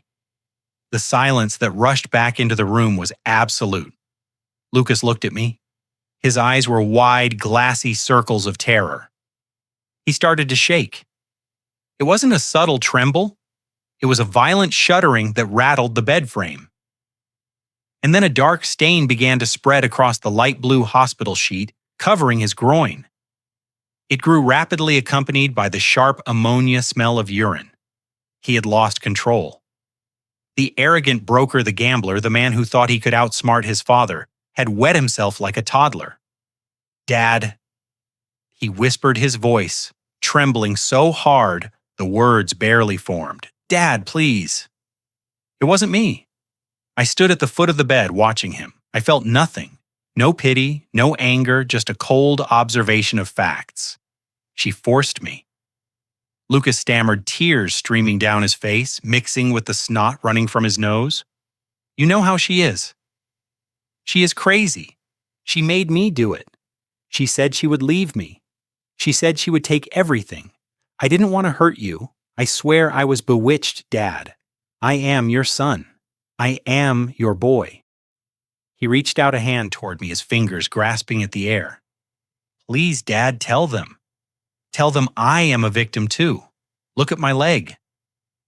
She broke my leg. She is a monster. I am innocent." I looked at his outstretched hand. I looked at the cast that went from his toes to his hip. I remembered the video. I remembered him sitting on the sofa drinking whiskey to dull the pain, nodding his head. I remembered him propping his leg up on the table, offering it as a sacrifice to his own greed. I stepped closer to the bed. I leaned in until my face was inches from his. I could smell the fear on him. I could smell the urine. "You are not a victim, Lucas," I said, my voice low and hard as granite. "I saw the video. I saw you sit there. I saw you nod. I saw you choose." Lucas flinched as if I had hit him. He pulled his hand back, curling it against his chest. "You broke your own leg," I continued, pointing at the plaster cast. "You let her shatter your bones because you were too lazy to work and too cowardly to face your debts. You thought my life was worth less than a gambling slip. You thought you could harvest me like a crop. Dad, please, he sobbed, choking on his own breath. I am sorry. I will pay it back. I will fix it. Just don't let them take me. I straightened up. I looked at Jim Caldwell. Jim reached into his briefcase and pulled out a single white envelope. It was the eviction notice. It was the civil suit for the stolen mortgage. He placed it on the tray table over Lucas's lap, right next to the untouched water pitcher. That leg is going to hurt for a long time, I said to Lucas. The doctors say it was a bad break, a complex fracture. It will ache when it rains. It will stiffen up in the cold. I paused, letting the words sink in. Good. I want you to feel it. Every time that leg throbs, every time you limp, I want you to remember this moment. I want you to remember that you did this to yourself. You bought that pain. It is the only thing you own now. Lucas stared at the envelope, then up at me, his eyes pleading, begging for a lifeline, for a father's forgiveness. Dad, he whispered, I am your son. I looked him up and down. I looked at the man who had stolen my house. I looked at the man who had waited for me to die. I don't have a son, I said. The words hung in the air, final and absolute. I used to have a son, but he died a long time ago. What I have now is a bad debt, a liability, and tonight I'm writing it off. I turned my back on him. I heard him gasp, a sound of pure devastation. Dad, wait, he screamed. You can't leave me here. I have nothing. They are going to put me in jail. Dad. I walked toward the door. Jim and Chief Miller followed me. We stepped out into the hallway. Behind us, Lucas was screaming a raw animal sound of despair. Dad, come back, please. I didn't stop. I didn't look back. I walked down the corridor, the screams fading with every step. I felt lighter. The weight that had been pressing down on me for months, the weight of guilt, of obligation, of love for people who didn't deserve it was gone. I had cut the anchor. I was drifting free. We reached the elevator. Chief Miller pressed the button. He looked at me, his expression somber. You okay, Harrison? He asked quietly. I listened to the silence of the hospital. The screaming had stopped. Or maybe I just couldn't hear it anymore. I am fine, Bob, I said. I am just fine. The elevator doors opened. I stepped inside, leaving the 4th floor behind. I was leaving the sickness behind. I was going down to the ground floor, and then I was walking out the front door. I had a new life waiting for me. A life paid for by a debt from 60 years ago. A life I was finally free to live. 3 months had passed since the night the police took Monica away in handcuffs. The seasons had changed outside, turning from the wet gray of spring to the humid heat of a Chicago summer. But inside the county courthouse, the air remained cold and stagnant. I sat in the witness box, my hands resting on the polished wood railing. I was wearing a new suit, charcoal gray, tailored to fit the man I had become, not the shadow I used to be. I looked out at the defense table. Monica sat on the left, her hair dyed back to its natural brown, wearing a modest beige cardigan that was clearly chosen by her public defender to make her look like a librarian instead of a killer. She stared straight ahead, refusing to look at me. Lucas sat on the right. His cast was gone, replaced by a walking boot. He looked thinner, paler. He was playing the part of the broken victim perfectly. He kept his head down, dabbing at his eyes with a tissue every time the jury looked his way. His lawyer, a man named Sterling, who charged by the minute, was in the middle of his closing argument. He was pacing in front of the jury box, gesturing theatrically toward Lucas. Ladies and gentlemen, he said, his voice dripping with rehearsed sympathy. We are not denying that crimes were committed. We are not denying the fraud. But we must look at the power dynamics here. Look at my client. He is a man who was terrified. He was living in a home controlled by a woman who wielded a baseball bat as a weapon of compliance. He was physically assaulted by her. He was psychologically broken. He didn't conspire to kill his father. He was a hostage in his own marriage, too afraid to speak up, too afraid to save himself. I watched the jury. I saw a few heads nodding. I saw sympathy in the eyes of an older woman in the second row. Sterling was good. He was painting a picture of my son as a pathetic, helpless leaf, blown about by the hurricane that was Monica. If they bought it, Lucas might walk away with probation. He might be free in a year to find another Mark, another father to bleed dry. The prosecutor stood up. He looked at me. Mr. Bennett, do you have any response to the defense's characterization of your son as a passive victim? I leaned forward toward the microphone. The courtroom went silent. I looked directly at Lucas. He finally lifted his head, his eyes meeting mine. There was a flicker of hope there. He thought I might soften. He thought that in the end, a father would always cover for his son. I reached into the inside pocket of my jacket. I pulled out a single sheet of paper folded in thirds. It wasn't part of the original discovery file. It was something my forensic accountant had found just 2 days ago, buried deep in the encrypted chat logs of the server I had seized from their basement. I do, I said, my voice steady and clear. The defense claims my son was afraid. They claim he was forced. But fear doesn't write emails like this. I handed the paper to the bailiff, who walked it over to the judge. The judge, a stern woman with glasses perched on the end of her nose, took the paper. She read it. Her eyebrows shot up. She looked at Lucas with a gaze that could have frozen water. "Please read it for the record, Mr. Bennett," she said. I cleared my throat.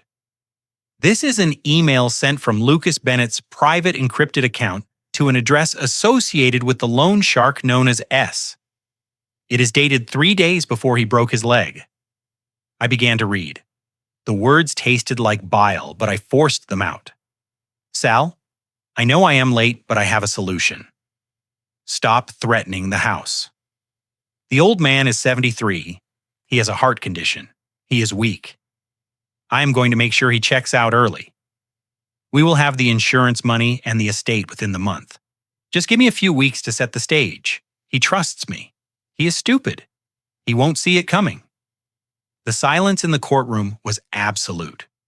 It was the silence of a vacuum where all the air has been sucked out. The sympathy in the jury box vanished instantly, replaced by a collective look of revulsion. I looked at Lucas. The hope in his eyes had died. His face was the color of old ash. He slumped in his chair, shrinking into himself as if trying to disappear into the floor. He wasn't a victim. He wasn't a hostage. He was the architect. He had sold his father's life to save his own skin. "That email," I said, looking at the jury, "proves that my son wasn't afraid of his wife. He was afraid of the consequences of his own greed. He wasn't forced to kill me. He volunteered." Sterling sat down heavily. He didn't even try to object. He knew it was over. The narrative of the helpless husband had just been shattered by the undeniable reality of a son willing to trade his father's heartbeat for a clear ledger. The jury deliberated for less than 2 hours. When they returned, they didn't look at the defendants. The foreman stood up and read the verdicts. "We, the jury, find the defendant, Monica Bennett, guilty on all counts. Conspiracy to commit murder, insurance fraud, grand larceny. We, the jury, find the defendant, Lucas Bennett, guilty on all counts." The judge didn't waste time with a pre-sentencing hearing. She had heard enough. She looked at Monica. "You are a predator," she said, her voice cutting through the room. "You manipulated the system and the people who loved you. I sentence you to 20 years in a state penitentiary without the possibility of parole for 15. Monica put her head on the table and began to sob, but no one was listening. The judge turned to Lucas. "And you, Mr. Bennett, you are perhaps even worse. You betrayed the most fundamental bond of human nature, the bond between a child and a parent. You sold your father for a gambling debt. I sentence you to 15 years. The gavel banged down. It was a sharp final sound like a door slamming shut on a lifetime of mistakes. The Bifes moved in. They pulled Monica up first. She was limp, wailing, her legs dragging, as they hauled her toward the side door. Then they went for Lucas. He struggled. He tried to stand, but his bad leg buckled. They grabbed him by the arms. As they dragged him past the witness stand, he locked eyes with me. His face was twisted into a mask of pure, unadulterated hatred. The mask of the loving son had finally fallen away, completely revealing the rot underneath. "You will die alone!" He screamed, spittle flying from his mouth. "You hear me, old man? You will rot in that big house, and no one will find you for weeks. You will have no one to bury you. You are nothing without me. Nothing." His voice echoed off the high ceilings, bouncing around the wood and marble. People in the gallery gasped. The judge shouted for order. I stood there and watched him. I didn't feel angry. I didn't feel sad. I felt a strange calm lightness. I reached up and adjusted my tie, centering the knot. I smoothed the lapels of my charcoal suit. I looked at the man who used to be my son, the man who had promised to expedite my death. And I realized he was wrong. I wasn't alone. I had the memory of Patrice. I had the legacy of my father Hector. I had the gratitude of Alfred. And I had the respect of the man in the mirror. I didn't say a word. I didn't give him the satisfaction of a response. I simply turned my back on him. I picked up my hat from the railing. I walked down the center aisle, my shoes clicking rhythmically on the floor. Behind me, Lucas was still screaming, his voice growing fainter as the heavy oak doors swallowed him up. "You need me. You will see. You need me." I pushed open the double doors at the back of the courtroom. The noise of the hallway, the mundane chatter of lawyers and clerks washed over me. I walked through the metal detectors and out into the bright, blinding sunshine of the afternoon. I took a deep breath of the city air. It smelled of exhaust and hot pavement, but to me it smelled like freedom. I walked to the curb and hailed a cab. I didn't need to drive for Uber anymore. I didn't need to count pennies for a bus. I had $32 million in the bank. And for the first time in 6 months, I had my life back. I wasn't going to die alone. I was going to live. And I was going to start right now. The sun down here in the Florida Keys hits differently than it does in Chicago. It does not just light things up. It warms them all the way through to the bone. I am sitting on the wraparound porch of a small yellow bungalow that sits on stilts above the white sand. The ocean stretches out in front of me, a band of turquoise and sapphire that looks endless. I have a canvas in front of me and a palette of oil paints in my hand. I am not building skyscrapers anymore. I am not calculating load-bearing ratios or wind char. I am trying to capture the exact shade of blue where the water meets the sky. I am not very good at it yet. My lines are too straight. My perspective is too rigid. But for the first time in my life, I am allowed to make mistakes. I can paint over them. There are no consequences. No one gets hurt if my horizon line is crooked. It has been a year since the trial, a year since I walked out of that courtroom and left my old life behind. It took 6 months to settle the affairs in Chicago. Selling the house was harder than I expected, not because of the market, but because of the memories. I walked through the empty rooms one last time before handing over the keys. I touched the wall where we marked the boys' heights. I stood in the kitchen where Monica tried to kill me. But when I closed the front door, I didn't look back. It was just wood and brick. The home had left a long time ago. The financial side of things resolved itself in a way that would have made my father smile. Jim Caldwell, bless his stubborn heart, didn't just defend me. He went on the offensive. He filed a countersuit against the insurance company that held the policy on my house.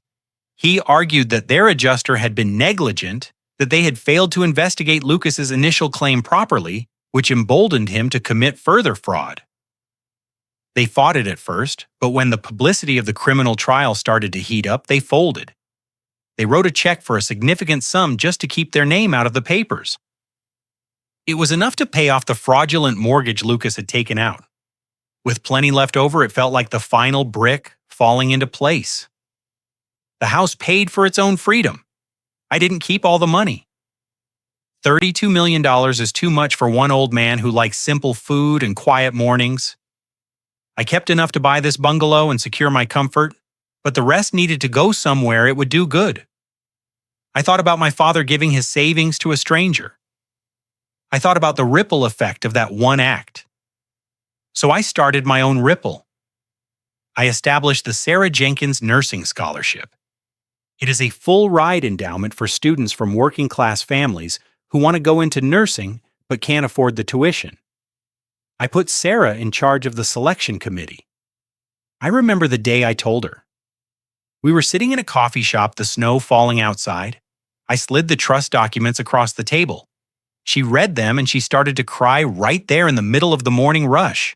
She came around the table and hugged me, burying her face in my shoulder. She told me I didn't have to do it. I told her that she was the one who pulled me out of the fire.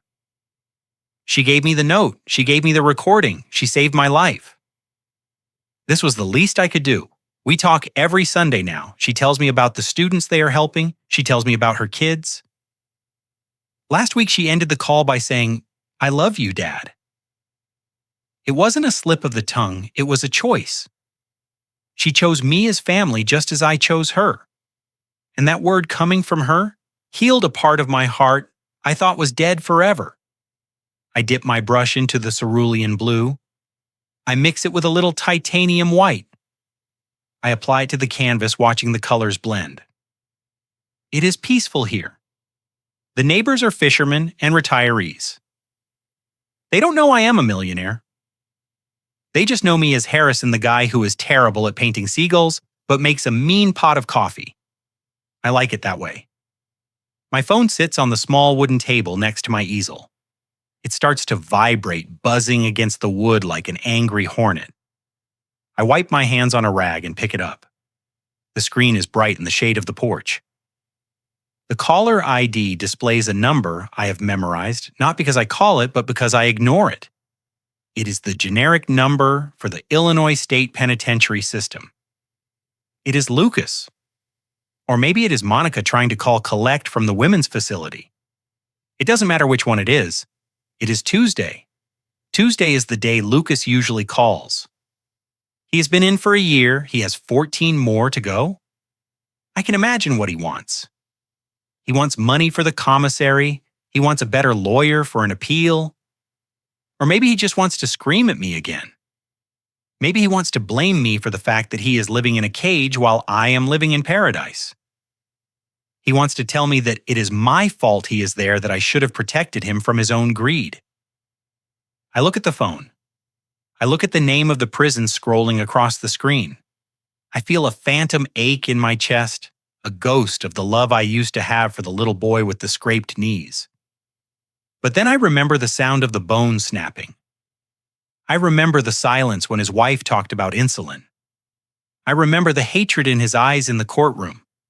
I don't feel angry anymore. I just feel removed. It is like looking at a storm on the radar that is moving away from you. You know it is dangerous. You know it is destroying things somewhere else. But here the sun is shining. I don't answer. I don't let it ring out. I press the side button to silence the call. Then I open the settings menu. I find the number in the recent calls list. I select block caller. A small dialog box pops up asking me to confirm. I press yes. It is a small digital action, a tap of a finger, but it feels like cutting the last thread of a heavy anchor. I put the phone back on the table face down. The buzzing stops. The only sound is the waves lapping against the pilings and the cry of a pelican diving for fish. I pick up my brush again. The paint is still wet. I look at the horizon I am trying to paint. It is vast and open and full of possibility. I am 71 years old. I have a bad back and a heart that skips a beat sometimes. But I have never felt more alive. I have a legacy that is clean. I have a daughter who loves me for who I am, not what I have. And I have this view. People always say that blood is thicker than water. They use it as a weapon. They use it to bind you to people who hurt you, people who drain you, people who would break your legs to get a payout. They tell you that family is everything that you have to forgive, that you have to endure. But looking out at this endless blue ocean, I know the truth. Sometimes clean water is better than toxic blood. I lived in a poisoned house for a long time. I let the rot spread because I was afraid to tear down the walls. But I learned that you cannot fix a foundation that is built on lies. You have to demolish it, you have to clear the rubble, and only then can you build something new. I have cut out the necrotic part of my life. The surgery was painful, the recovery was long, but the infection is gone. I am healing. I dip the brush into the white paint and add a single bright highlight to the crest of a wave on my canvas. It isn't perfect, but it is mine. And for the first time in a long time, I am looking forward to seeing how the picture turns out. I thought I had reinforced the walls of my new life sufficiently. I thought the miles between the Florida Keys and the Illinois State Penitentiary were a wide enough moat to keep the monsters at bay. But as any engineer knows, you can account for wind shear and load-bearing weight, but you can never fully predict the chaotic variable of human desperation. 6 months after I blocked Lucas's number, a letter arrived. It wasn't in a standard envelope. It was thick-heavy and bore the official stamp of the Illinois Department of Corrections. But it was marked Chaplain Sea Services. I sat on my porch, the ocean breeze ruffling the edges of the paper, and stared at it. My hands didn't shake this time. They were steady calloused from holding a paintbrush instead of a wrench. I sliced it open. It wasn't a letter from Lucas. It was from a prison chaplain named Father Thomas. Dear Mr. Bennett, it read, I am writing to you concerning your son, inmate 89402. Lucas has been moved to the infirmary. He has been diagnosed with a degenerative kidney condition. The doctors are managing it, but his spirit is broken. He has asked for you. He claims he has a confession to make regarding your late wife, Patrice. He says he cannot die with this secret on his soul. He is not asking for money. He is asking for absolution, a confession about Patrice. That name was the one structural weakness I had left. They knew it. If Lucas had asked for money, I would have burned the letter. If he had asked for forgiveness for himself, I would have ignored it, but to dangle my wife's memory. That was a calculated strike at the foundation. I called Sarah immediately. It's a trap. Harrison, she said, her voice sharp through the phone speaker. You know it is. He's been in there for 18 months. He's had time to think of a new angle. I know, I replied, watching a heron land on the railing. But he mentioned Patrice. If there is even a 1% chance he knows something I don't, I have to know. An engineer doesn't leave a variable unchecked. Sarah, we investigate until we find the failure point. I'm going with you, she said. No hesitation, no questions. I'm not letting you walk back into that toxicity alone. 2 days later, we were in the visitor's room of the prison infirmary. The air smelled of industrial cleaner and misery. Sarah sat beside me holding my hand. Her grip was firm, grounding me. When they wheeled Lucas in, I barely recognized him. The arrogant, well-groomed real estate broker was gone. In his place was a gaunt salo man with thinning hair and eyes that darted around the room like a trapped rat. He looked 20 years older. He saw me, and a flicker of something passed over his face. It wasn't relief, it looked like calculation. Dad, he croaked. You came. I'm here to listen, Lucas. I said, my voice flat. The chaplain said you had something to say about your mother. Lucas coughed a wet, rattling sound. He leaned forward, the handcuffs clinking against the metal table. I do, but first look at me, Dad. I'm dying in here. The food, the cold, it's killing me. The doctors say your condition is manageable. Sarah interjected, her voice icy. We checked your medical file on the way in. Lucas shot her a look of pure venom, the mask slipping for a millisecond before he returned his gaze to me. She doesn't understand family, Dad. She's just a nurse. She's paid to care. I'm your blood. Stop, I said. Get to the point. What about Patrice Lucas licked his lips? Mom, before she died, she wrote a second will, a real one. She didn't trust you, Dad. She thought you were getting senile even back then. She left everything to me, hidden in the lining of her jewelry box, the blue velvet one. I stared at him. The blue velvet jewelry box. I knew exactly where it was. It was in my safe in Florida. I had gone through it 1,000 times. There was nothing in the lining. And I asked, "What do you want?" "Lucas, I want you to get me a better lawyer." He whispered, his eyes wide and desperate. "Get me out on compassionate release. If you do that, I'll tell you where the rest of her hidden diaries are." She wrote about how unhappy she was, how you stifled her, how she wanted me to have the money so I could be free. I sat there looking at the creature that shared my DNA. I analyzed his structure. I looked for the truth and I found only rot. He was lying. He was not just about the will that was a clumsy fabrication, but about Patrice's happiness. He was trying to rewrite history to retroactively poison the 45 years of love I'd shared with his mother just to squeeze a few dollars out of me for a lawyer. It was the final stress test and he had failed. I stood up slowly. I didn't feel anger anymore. I felt a profound, hollow pity.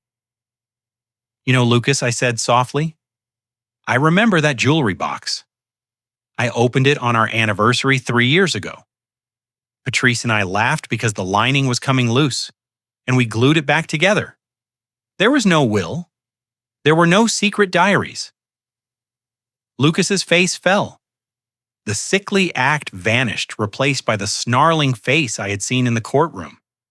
"You old fool," he hissed. "You're going to let your son rot in here for pride I deserve that money. It was Mom's money. It wasn't Mom's money." I corrected him. "And it wasn't my money. It was our life. A life you never understood because you only see value in things you can sell." I turned to Sarah. "We're done here, Dad." "Wait," Lucas screamed, straining against his restraints. "You can't leave me. I'm sick. I'm your son." I stopped at the heavy steel door. I looked back at him one last time. "No," I said. "You're not my son. You're a structural failure, and I'm finally condemning the building." We walked out into the gray Illinois afternoon. The sky was overcast, but the air felt clean. Sarah didn't say a word until we reached the rental car. Then she pulled a folder out of her bag. "I wasn't going to show you this today," she said, her voice trembling slightly. "I didn't want to upset you before you saw him, but I think you need to see it now." I took the folder. Inside were adoption papers. Adult adoption papers. "I talked to a lawyer," Sarah said, looking down at her hands. "My dad, he was a good man, but he's been gone a long time. And you, Harrison, you've been more of a father to me in 1 year than anyone has been in my entire life. I don't want your money. I signed a waiver right there in the packet. I want it to be real. I want to be a Bennett. I want my kids to have a grandfather who is a hero." I looked at the papers. Then I looked at Sarah. I thought about the blood is thicker than water lie. I thought about the poison I had just left in that prison cell. And then I looked at the woman who had saved my life in a hospital corridor, who had risked her job for a stranger who had driven me here to face my demons. "You didn't have to sign a waiver," I said, my voice thick with emotion. I pulled a pen from my pocket, the same expensive pen I used to sign my paintings. I signed the line at the bottom of the page. "Harrison Bennett, father." "Blood makes you relatives," I said, hugging her as the tears finally came, washing away the last of the grime from the prison. "Loyalty makes you family.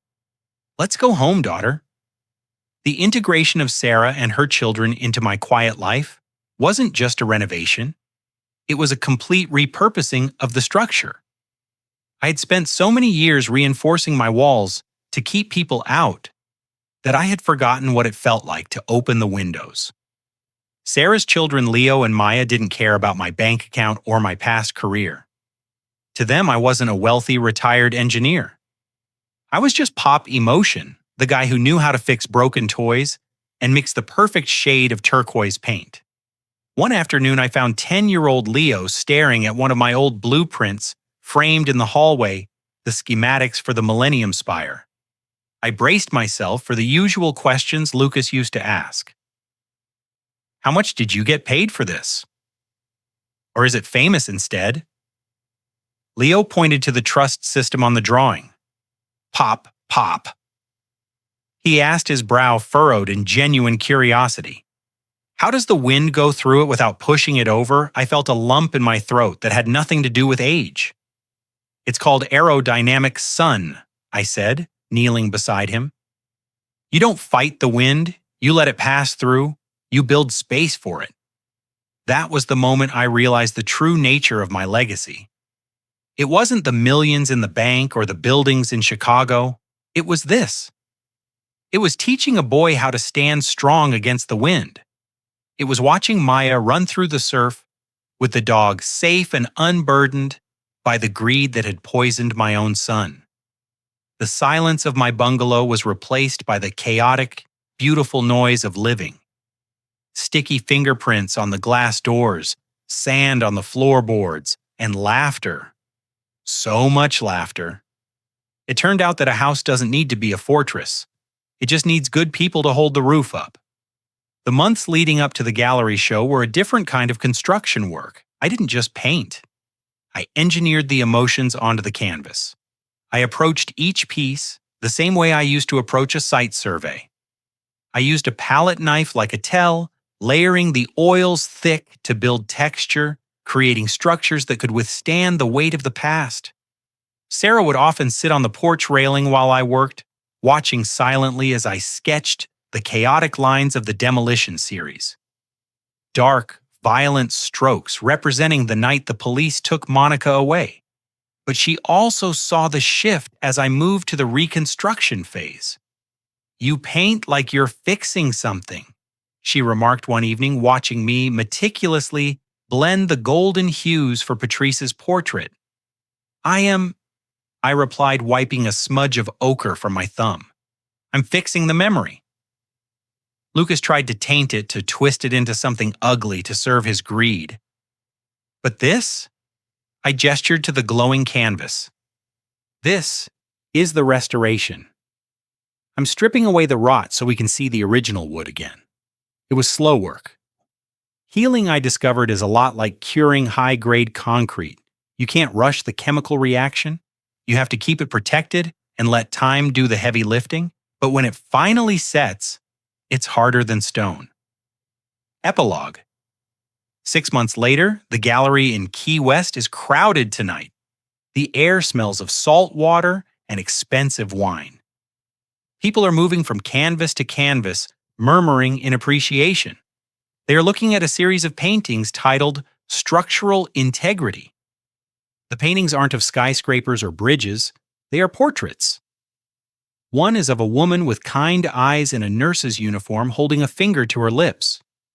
One is of a young boy helping an old man up from a fall. And the centerpiece, the largest canvas, is a portrait of Patrice. She is sitting on the porch of this very bungalow, looking out at the ocean bathed in golden light. But if you look closely, you can see that the porch is supported not by wood, but by hands. My hands. Sarah's hands holding her up. Hands holding... It's a masterpiece, Dad. Sarah says, appearing beside me. She is holding a glass of sparkling cider. She looks radiant. It's just paint and canvas, I say, but I'm smiling. No, she says, leaning her head on my shoulder. It's the truth. You finally fixed the foundation. My phone buzzes in my pocket. I ignore it. I know who it isn't. It isn't the prison. It isn't the lawyers. It isn't the past. It's probably the pizza place confirming the order for my grandkids, who are currently running amok on the beach below the deck. I look at the horizon. The line where the blue meets the blue is straight and true. The storm has passed. The structure is sound. I am Harrison Bennett. I am 72 years old, and for the first time in my life, I am exactly where I am supposed to be.